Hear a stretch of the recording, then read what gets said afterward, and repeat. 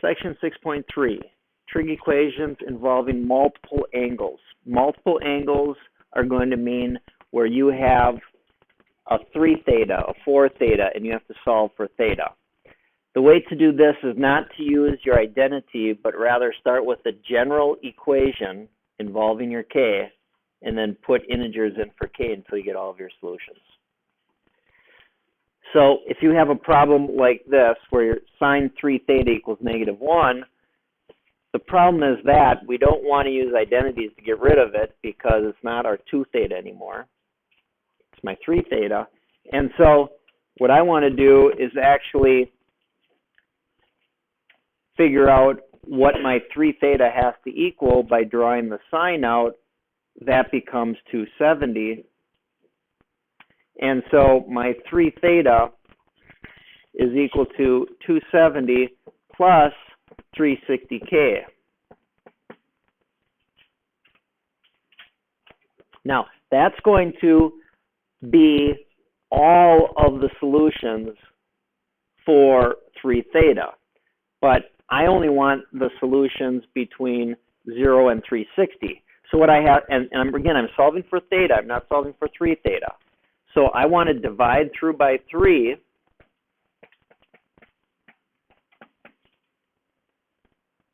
and find what theta can equal. This is the general solution for theta. I plug in my k's and I get my answers by keeping an eye on where what my domain is from 0 to 360. So when you put in k equals 0, you're going to get theta is equal to 90 degrees. When you put k equals 1, you're going to get theta is equal to 210 degrees. When you put in k equals 2, you're going to get theta is equal to 240 plus 90, which is 330 degrees. If you were to go with 3, you're going to see you're already at 360, which means that plus 90 is going to get you over, and so you don't need to include the last one. Generally, what happens is your k's go up until the number preceding the multiple of your theta. So because of the 3 theta, we went to 2, and but that's not always going to be the case. It's just a pattern that you'll probably see when you're doing these problems. You don't have to check anything.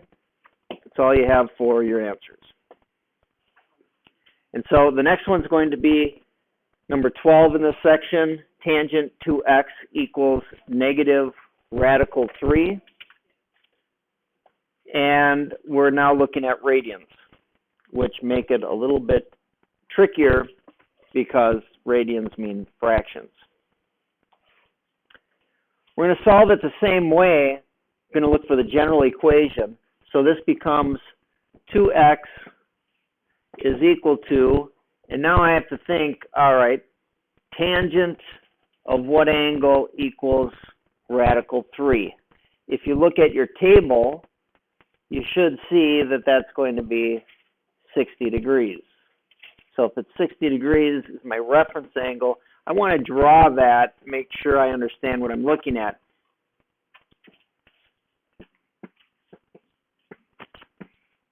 It's negative here and it's negative there, so this is my 60 degrees and this is my 60 degrees.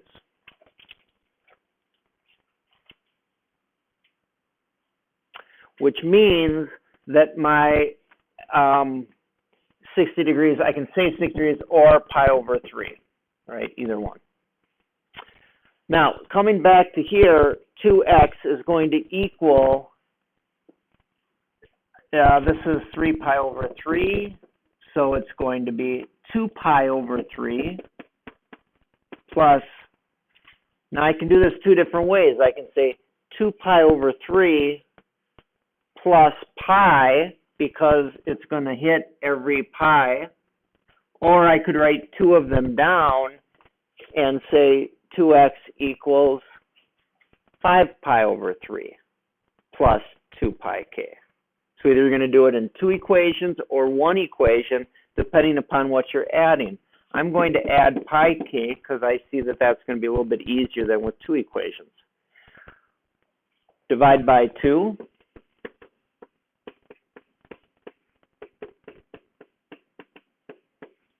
And what I want to do is actually, instead of, I'm going to recognize I have to add 2 pi over 6, or actually pi over 3. So I want a common denominator here, so when I add these fractions, it's a little bit easier. So I'm going to leave it as 2 pi over 6. I'm going to multiply by 3 over 3 on the second one to get 3 pi k over 6. Now I'm going to be dealing with common denominators which will help with my adding fractions. All right, so when k is equal to 0, my theta is equal to, and I'm just going to write them as 2 pi over 6. I'm not going to simplify it. I'm not going to mark those wrong. If you do simplify it, that's fine. K equals 1 is going to be theta equals 5 pi over 6. It's real easy if you get those common denominators up there. K equals 2, theta equals, let's see, 2 is going to be 6 pi over 6, 8 pi over 6. K equals 3 is going to be 9, 10, 11 pi over 6. If I were to do 4, you would have 12 pi over 6, which is already 2 pi. It's going to be extra, so you're done at this point, meaning that these are going to be your answers.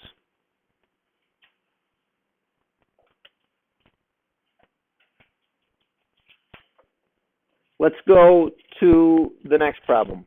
So we have 4 answers here, and we have 2 more problems to go through. Cosine 8 theta equals 1/2.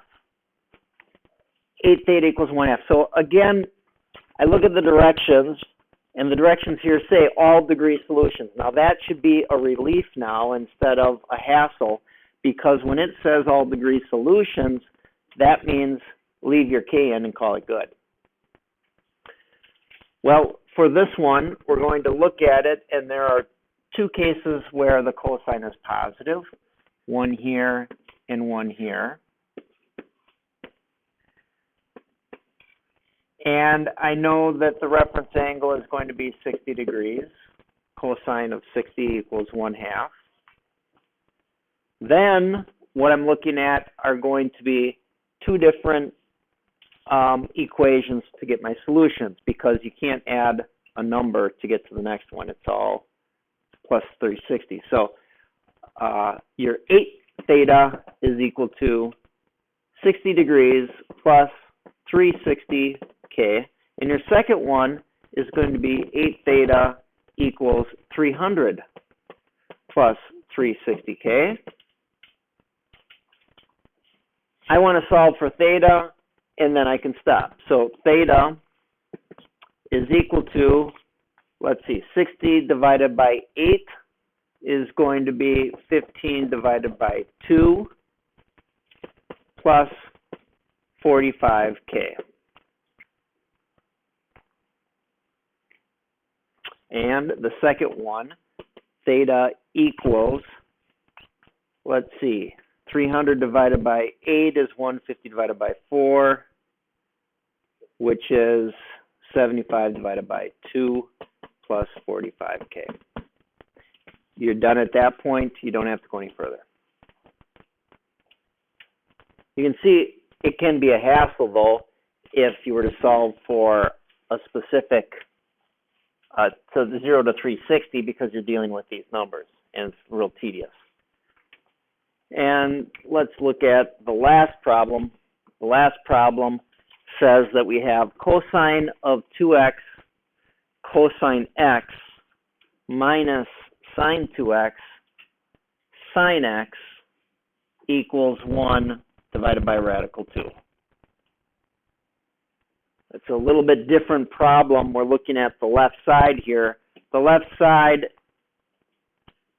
has cosines minus sines. That means sum and difference formula.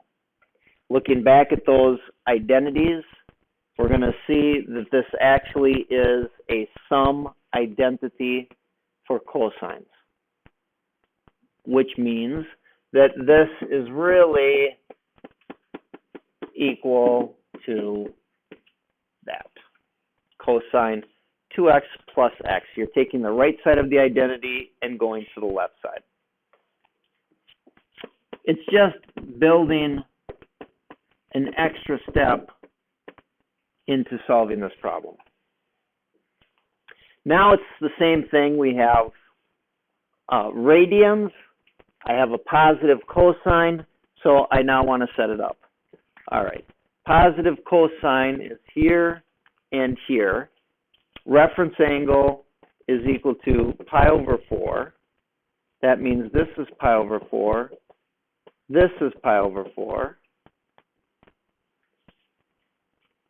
Making the two equations, I'm going to have 3x equals pi over 4 plus 2 pi k. The next one, 3x equals 7 pi over 4 plus 2 pi k. Dividing through by 3 on both of them.